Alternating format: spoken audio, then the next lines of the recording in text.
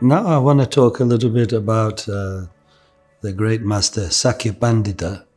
I mean, it's important, obviously, for our Sakya tradition, but in a way he was tremendously important for Buddhism as a whole in Tibet. And that's why, in fact, he's often referred to as one of the three Manjushris of Tibet. Manjushri, of course, the Bodhisattva of transcendental wisdom. And so, along with Tsongkhapa of the Geluk and Lama Jampa of the Nyingma, Sakya Pandita is considered that to be like great emanation, great example of the qualities of Manjushri. So I'm going to give you some little biographical details and then talk about his achievements and what we can learn. But again, it's like I've said before, we're in a way his spiritual descendants. We, in particular in the Sakya tradition, but to the extent his influence has spread to the other traditions, everybody is kind of indebted. Everybody in Tibetan Buddhism, Mahayana Buddhism, is indebted to Sakya Pandita. Rinpoche, Kamatin Rinpoche told me that he was so important that his activities were so important in that it's like he held the sword of Manjushri, sword of transcendental wisdom, and discriminated in an incredibly clear way, precise way, between confusion and non-confusion, between wisdom and non-wisdom, and particularly between Dharma and non-Dharma. And as the Dharma is such an extraordinary medicine, most precious medicine in the world, it's really important that it's not diluted, that it's not mixed with harmful things, that medicine preserves its purity to cure.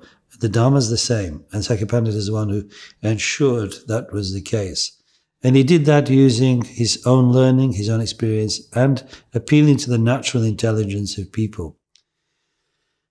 So, Sakya Pandita was born in 1182, died in 1251 in fact, and that makes him the fourth of the five founding masters of the Sakya tradition. Obviously his name Sakya Pandita is kind of nickname, meaning the Pandita, the great scholar of Sakya. His personal name was actually Kunga Gyaltsen, but yeah, generally he's referred to as Sakya Pandita, or Sapphan for short.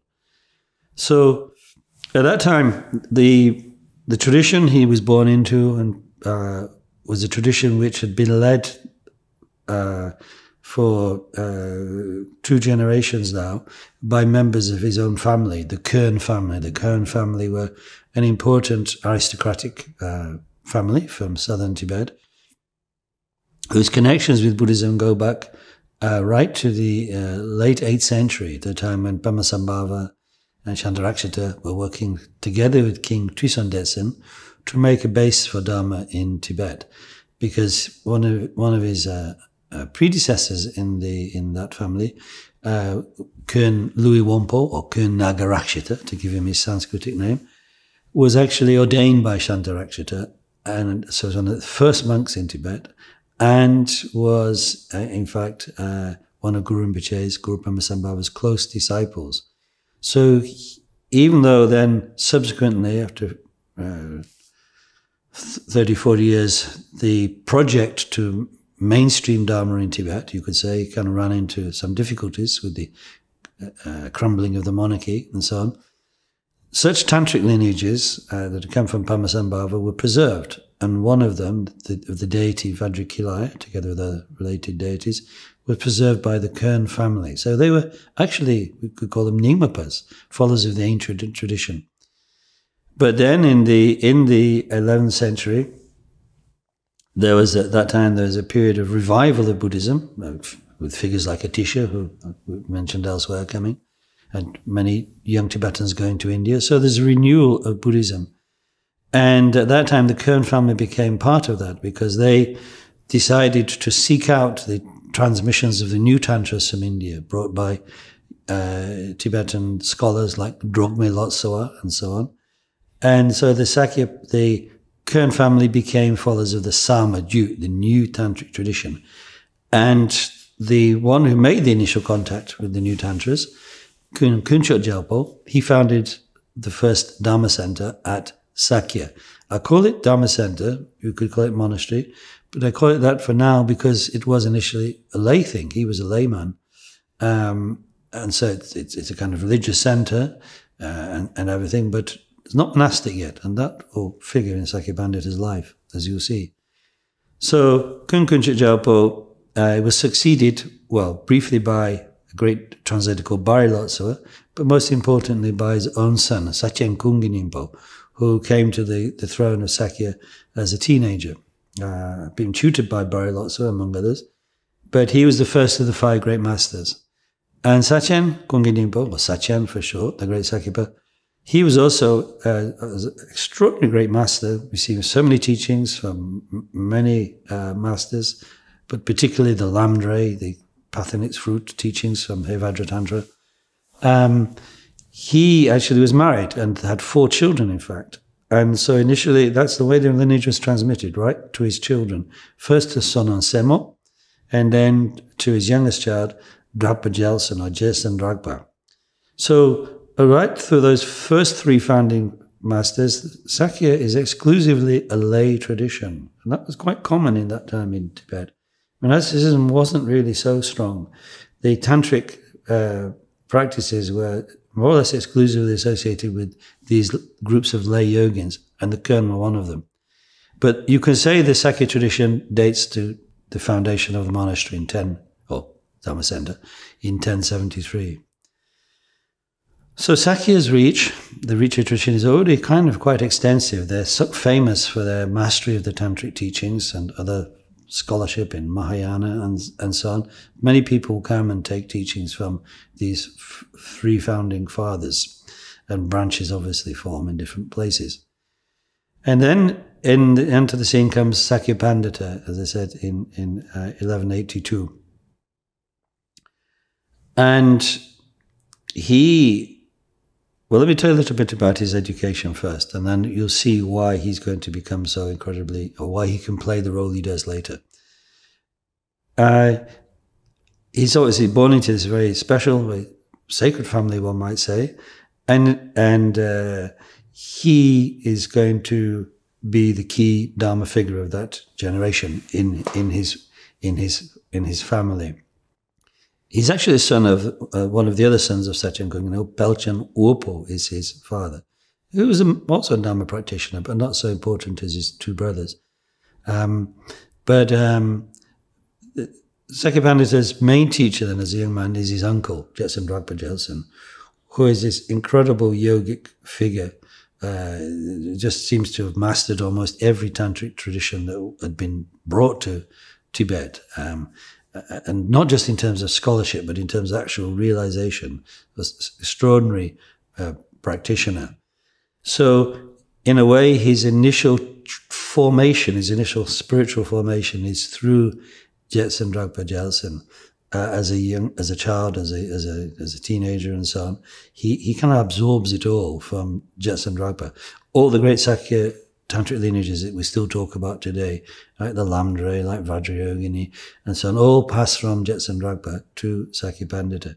It's almost uncountable the number of lineages he received, and therefore the amount of practice he did to internalize those teachings, because it's not just a matter of knowing them intellectually, you have to actually make them work internally. And it's astonishing. But Sakya Pandita was clearly a prodigy anyway. I mean, the fact is that he was able, it's recounted that he was able to draw Sanskrit letters in dust when he was a child who could not even speak. He had his ability to absorb extremely complex topics was astonishing. He had visions of different great Indian masters like Vasubandhu, from whom he absorbed the whole Abhidharma, which is an extraordinary complex set of works. So he's seemingly, by the time he's early 20s, he's a layman, a lay practitioner, a lay yogin, but he has this even more pronounced than his 3 predecessors. This also fascination with intellectual scholarship. So he goes and receives teachings in philosophy from some of the Tibetans of that time who learned in that.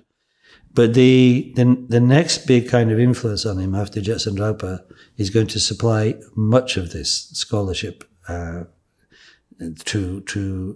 Sakya Pandita. And that's a remarkable Pandit, remarkable scholar from Kashmir called Sakya Pandita. Kashmir was one of the last holdouts of Buddhism in India. But by this time, by the end of the 12th century, Buddhism is basically, I want to say, not too quite plainly, Buddhism is on its last legs in India. There's a whole complex set of reasons why that's the case, and we don't really need to go into them now.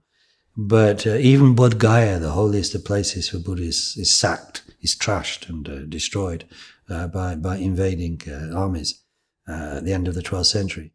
So scholars and great masters, Indian masters like Sakya have to find refuge. Many of them became refugees. Some go to Sri Lanka, some to Burma, and quite a lot to Tibet. And that's where Sakya goes.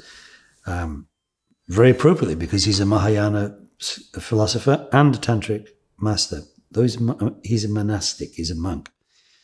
So Sakya in Tibet, his coming is extremely special because he's again, in a way, following the footsteps of Atisha some 150 years earlier. This person loaded up with the best of Indian Dharma, Indian scholarship, and so on. He comes. And he attracts the intellectuals, the really bright young Tibetans. Two important ones, Trungpa Lotso from the Kagyu tradition and Sakya Pandita from Sakya. So from Sakya, with whom he stays for several years, by the way, Sakya has also brought several junior Panditas. There's a kind of galaxy of talent, intellectual, spiritual talent around him. Sakya Pandita receives a training that no other Tibetan had got at that time. Now you've got to remember, Sakya Pandita has already absorbed an enormous amount of Vajrayana teachings and accomplished lots of retreat and practice. But now he's going to receive almost like the best that Indian Buddhist philosophy and its associated systems can give.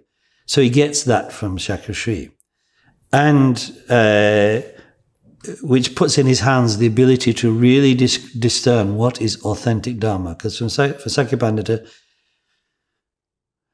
even though Atisha has done so much to set things on a proper course in Tibet, there's still, by this time, there's still confusion. There's still things creeping into Dharma, things masquerading as Dharma, which are not authentic, which are in a way bogus. There's charismatic pseudo-masters floating around, preaching this, that, and the other, preaching this shortcut, that, etc., or inventing spurious and non-existent traditions with no real background. So Sakya Pandita, because he absorbs all this from Sakya and the accompanying Panditas, he is given this ability, this knowledge to be able to discern what is authentic and what is not. And besides the kind of main element of the transmission from Sakya, the Dharma teachings, the Dharma philosophy teachings, two other things. Sakya Pandita ordains. He becomes a monk. At the age of 27, he receives ordination from Sakya. And that's extremely important. Ironically enough, the Sakya tradition will be led by his members of his same clan, the Kön clan, from then till now. Obviously not his descendants, because as a monk, he becomes celibate and doesn't have any children. So, but although the head of the tradition is always going to be a lay person, and the Kern family will be quite a lay family, so to speak, this monasticism in Sakya. So it becomes a mixture of lay and monastic, mainly monastic actually, in terms of the great masters from then on. And that's due to Sakya Pandita ordaining with Sakya. But there's something else. Sakya Pandita's kind of Manjushri-like mind, if I want to wax a bit poetic about it, makes him extraordinarily curious intellectually. And he can now satisfy that curiosity because Sakya seems to have been like a walking encyclopedia of Indian Buddhist culture and Indian culture in general. In short, Sakya Pandita is the first Tibetan to absorb what a tradition called the five sciences. The five sciences, inner science is Dharma, okay. Second one is logic and epistemology. We in Sakya don't consider that an integral part of Dharma, but it's a useful tool. And earlier Buddhist masters in India, like Dhammakirti, have developed it. Some of the Tibetans have heard of it, but Sakya Pandita gets as it were, the full details, the full transmission of the logic and epistemology teachings, sema in Tibetan, or pramana in Sanskrit, from Sakya Sri. Not just that, also arts. Arts is one of the major sciences. He gets a full tutelage in that from Sakya Sri and his fellows. Medicine and language, linguistics. All this Sakya Pandita gets, and also minor sciences like music and prosody and mathematics he gets. So he is truly a Pandita in the classical Indian sense, an extraordinarily learned person, as well as being a tantric master. So in this way, it's like there's more or less nothing that is authentic that's been transmitted in India, and which he's not heard, which he's not received, heard, and mastered from his teachers, both his Tibetan teachers like his uncle Gyaltsen Rabba, and now his Indian masters like Sakya Sri. So he's at this pivotal place where the Dharma is there. It's much stronger than it was in the time of Atisha, but there's still not now a challenge, so to speak, from non-Buddhists, as it were, opposed to Buddhism and its values, but from, as it were, subtle corruptions of teaching and practice within the Buddhist communities themselves in Tibet. And that is what Sakya Pandita is going to help to bring to an end, as much as possible at least. But one shouldn't think of him as an oppositional figure. Sakya Pandita didn't set out to kind of, counter things and demand argument and so on. But just as people came to him and asked for explanations, he couldn't but help, as it were, bring out what he'd learnt from his masters. For his good fortune, it's not really luck, of course, but for his good fortune at having such an opportunity to study and practice such a wide and profound range of teachings, he just knows what's what. And you can see this in two things. One, the way he teaches to people personally, and two, in his literary works, which of course also part of his personal teaching, because he teaches whatever he writes, and that then transmits the lineage, so to speak, of this knowledge. So if you think about his works, let me just talk about a few, just to convey what he gave. So I mentioned already that he was really the first Tibetan to have an extremely deep encounter with the traditions of pramana, of logic and epistemology. That kind of teaching in Dharma originates in the sense of, how do you explain and defend the Dharma? How do we prove it's true by reasoning, and therefore defend it against attacks, and also help people to eliminate any hesitations and doubts they have when they start to practice? That is the job of the pramana teaching, so to speak, and that had been really developed very extensively in India between the 5th and 6th centuries of the Common Era. People like Dhammakirti and Dignaga were the great masters. Now Sakya Pandita has absorbed all that through Sakya Sri, and he then, as it were, makes his own presentation of these teachings in a text called Semi-Rigpita, the treasury of logical knowledge. And we could say that from that comes the whole tradition of scholarship, of logic and epistemology in Tibet. It was an extraordinary, influential work. Through this, Sakya Pandita's fame became so great that even Indians came to debate with him in Tibet, which, I mean, that's astonishing, because Tibet was really a backwater in the Indian mind. But Indian Panditas, non-Buddhists in fact, come to debate with Sakya Pandita. The famous encounter with this Indian Pandita called Harinanda. The debate can only end one way, of course, and Harinanda is suitably chastened by his defeat at the hands of this Tibetan, who presumably he thought was some kind of yokel.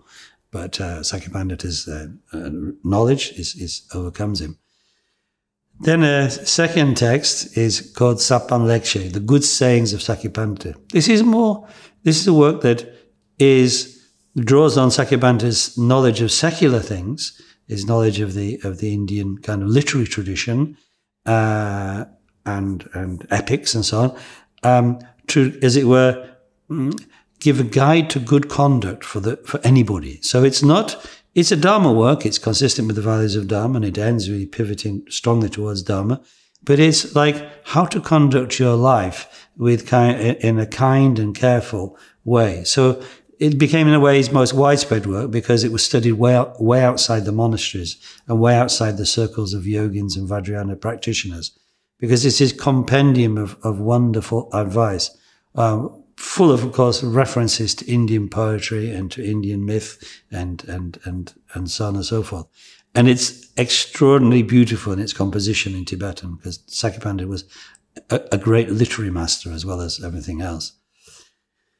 And then a third work, which we should mention, is called Domsam Rabye in Tibetan. Domsam Rabye means discriminating the three vows. And again, it's hard not to run out of superlatives, but this is an astonishing work. In one way, it's doing Atisha's job again, which is bringing people back to the fundamental, uncorrupted teachings of the Buddha on the three vehicles, Shravakayana, Bodhisattvayana, and Vajrayana. But this is like 150 years after Atisha. So by that time, different, as it were, deviations and corruptions of the Dharma have arisen in Tibet, often driven by very charismatic people, but all introducing elements into the Dharma that weren't there. And as Sakya Pandita says, if you just take out one bit of the system, even the rest is genuine, it doesn't work. It's like a wheel or like some kind of machine. By just distorting one part of it, everything stops.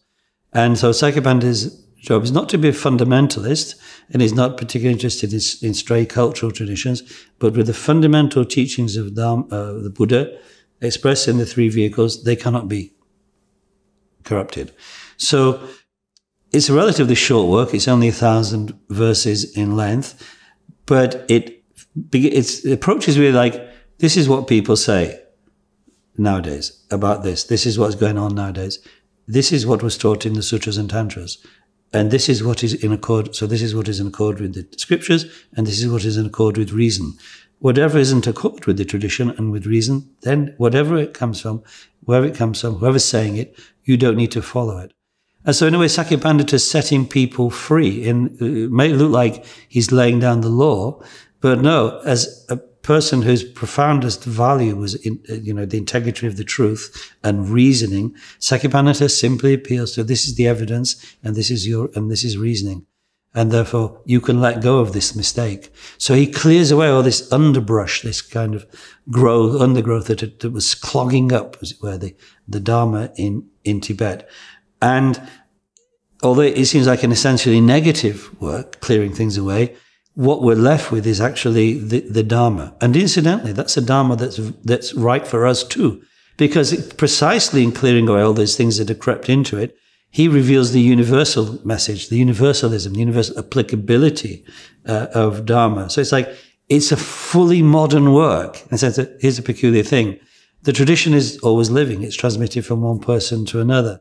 What bogs it down is when people introduce things to it in the guise of making it modern, whether it's some 12th century Tibetan fellow or some 20th century American or British fellow, whatever. That clogs it up. That makes it dated, and that stops the system working. What Sakya Pandita did is cut all that away, so the universal post-cultural, kind of super-cultural element remains. I mean, for instance, just to example, Sakya Pandita is, shall we say, I need to put it quite gently, is quite scathing about certain Tibetan superstitions, which are still popular. He has no time for such things. It's only what is in accord with reason and what will lead to liberation. That's what's important for Sakya Pandita. So Domsam, in a way, issued challenges to more or less everybody in Tibet. And the challenge was, is what you're teaching and practicing, is it really what was taught? And is it in accord with reason?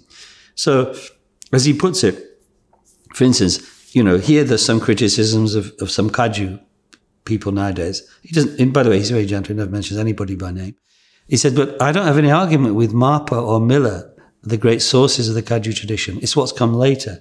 And then he says, like the Kadam, Atisha's great, the early Kadam great, but some things are happening now in the name of them, which are not in accord with their teachings. So he says, please look at your sources, where your teachings come from. Then you can correct what's going wrong now. So again, it's not a work of, for instance, Sakya supremacy against everybody else. It can't be. Sakya Pandita received all those teachings and values them.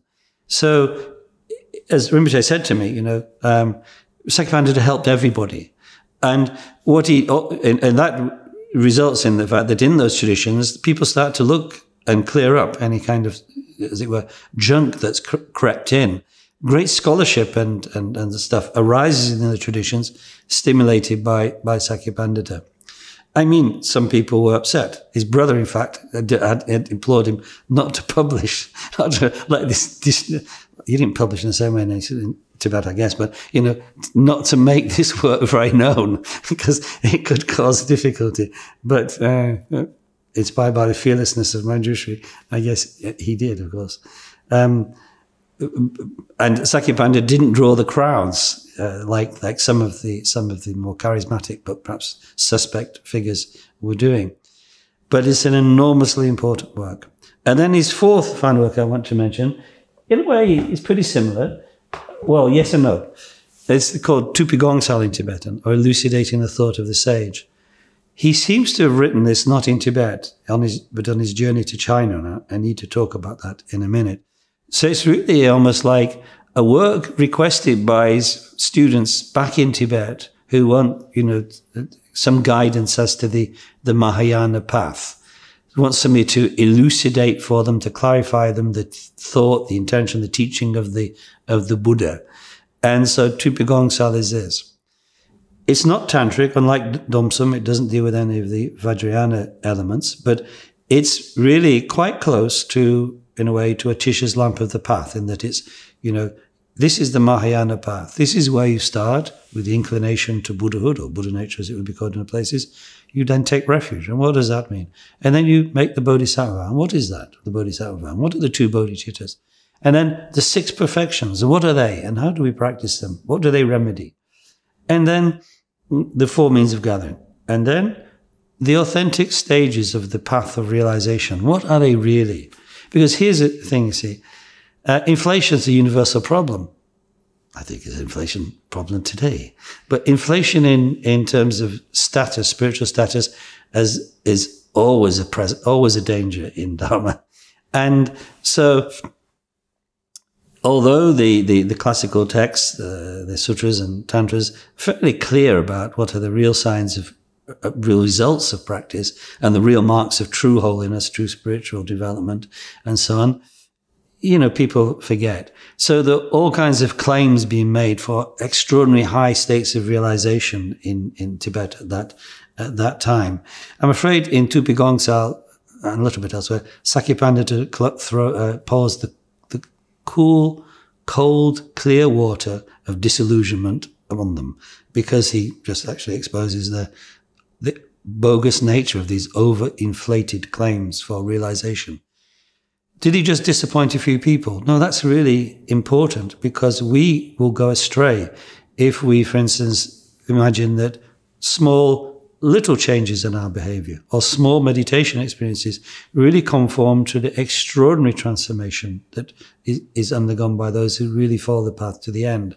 In other words, the path, even the Vajrayana path, is an astonishing journey, and it is tragic if we mistake small things for the real great and authentic things from which we will never fall back.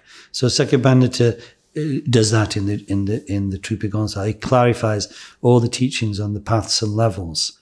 And automatically, therefore, you see, he's restored things to a balance and given us the evidence so that we can evaluate claims made by people who might otherwise seduce us by the grandiosity of their claims or what their disciples say about them and so on and so forth. So again, that makes Sakya Pandita, I would say, astonishingly modern. It's not that Sakya Pandita is a skeptic or a rationalist in the sense you might understand today, but he's cool, clear thinking and educating. And that's fantastically helpful. Now, I guess his reputation, positive reputation, is spread enough because he eventually was invited by the rising Mongol power to China. In the time of the great Khan Goden, grandfather of Kublai Khan, Sakya Pandita is invited. And he's invited why? Well, because the Mongols are about to invade Tibet. Kind of easy for them to do. And they want really to parley with somebody. They want really to talk to somebody. Now, there's no central Tibetan monarchy anymore. There hasn't been since 840. Principalities, small dukes and so on all over the place. But they want somebody who can speak for the Tibetans. And when they ask somebody, I've forgotten who it is now, they say, well, who is the person who would be most respected and be most able to speak for the Tibetans? They're told Sakya Pandita from Sakya Monastery in southwest Tibet. Actually, his uncle Gyaltsen Dragpa already predicted to him that he would be summoned by the Mongols at one time, so he's not so surprised. And he accepts this, and he's not that young anymore by the time he accepts the invitation. And by the way, invitation, it's not as a command, of course. And what does Sakya Pandita do? Well, one thing, he starts the process of the Buddhicization of the Khans, of the Mongol Khans, which will be continued by his successor and nephew. But also he he negotiates a deal with the Mongols so that there's no warfare, so that Tibet is not invaded, and they save that. And that's through his charisma and his intelligence and general kind of spiritual holiness, I think, that the Mongols agree to this. He actually passes away in China in a place called Langchao, which is in western China, quite close to Amdo in Tibet.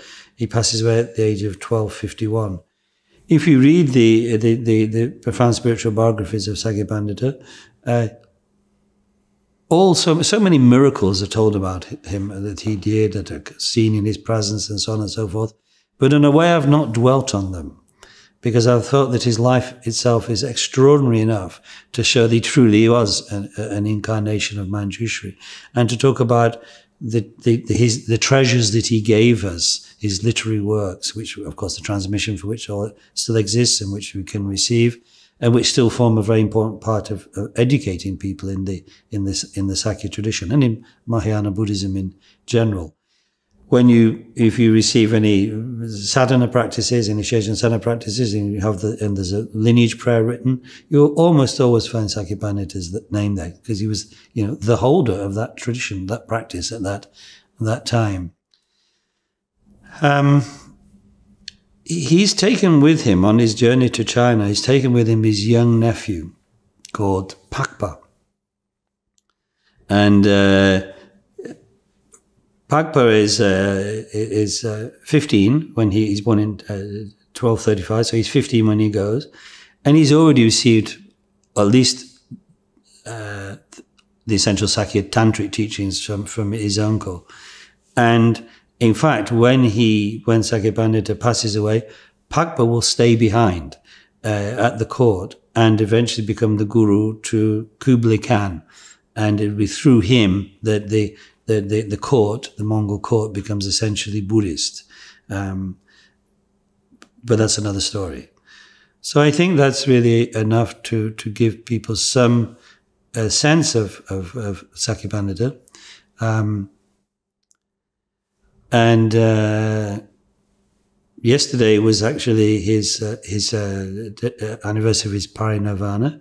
And on that day in Sakya, we generally recite his prayers. Best of all, if we can recite his Guru Yoga practice, which was formulated by the great scholar Yakmipam Choje. So when His Holiness Sakya Trizin came to England for a second time in 1978, that is one of the main teachings he gave at my request during that visit. So that's why I feel kind of inspired to talk about him today.